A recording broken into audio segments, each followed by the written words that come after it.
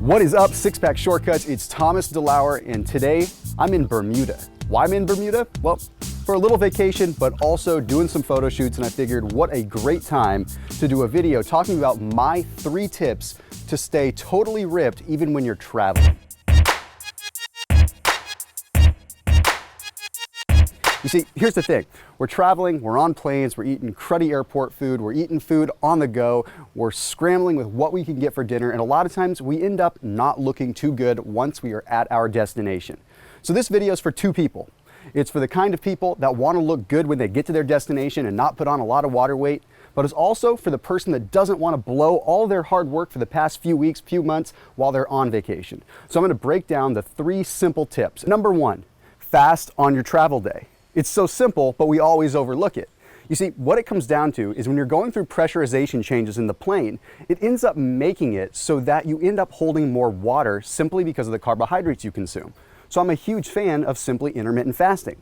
You just don't eat the day that you're traveling. It's so simple. You have high levels of beta-hydroxybutyrate that your liver is producing. This is keeping you satiated, keeping you feeling good. It's also helping your brain feel really good. But then when you do get to your destination, it allows you to have a little bit of flexibility, a little bit of leeway when you actually do break your fast. So that's why I'm a huge fan of just intermittent fasting and breaking my fast with a small amount of carbs, a small amount of protein, and then a little bit of fats about 60 minutes later, just like I've talked about in other videos in the past.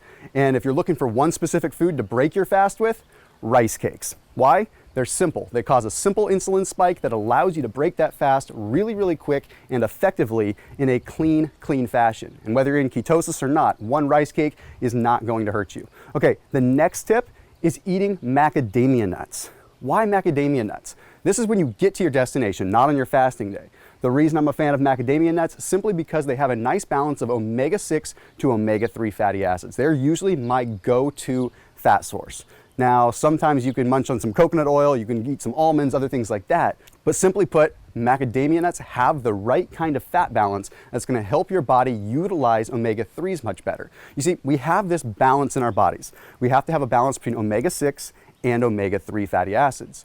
And if we don't have that right balance, our body will run on omega-6 fatty acids, which means that they're very inflammatory. It means that your body's not recovering as well. You see, when you have inflammation in your body, that's when the body is actually resisting the recovery process to begin with. So any chance that we get to keep that in balance, especially when we're traveling, we're already battling inflammation, we can take advantage of. Not to mention, they are the lowest carb nut that you can find. Usually almonds have like 6 or 7 grams of carbs. Then you have pistachios that have like 7 or 8. You have cashews that have like 9 or 10, which technically aren't even a nut. They're technically a fruit. Then you've got good old macadamia nuts, easy to digest, and there's usually only about 4 grams of carbs per serving. So one of my staple foods. Now the third tip. How many times have you traveled somewhere, you get off the plane, and you feel like you've gained 5 pounds in water weight? Well, the problem usually isn't the fact that you have too much water, it's the fact that you're not holding enough of the right water in the right places. So what do I propose? I propose you make sure you get enough sodium the day before and the morning of your travel.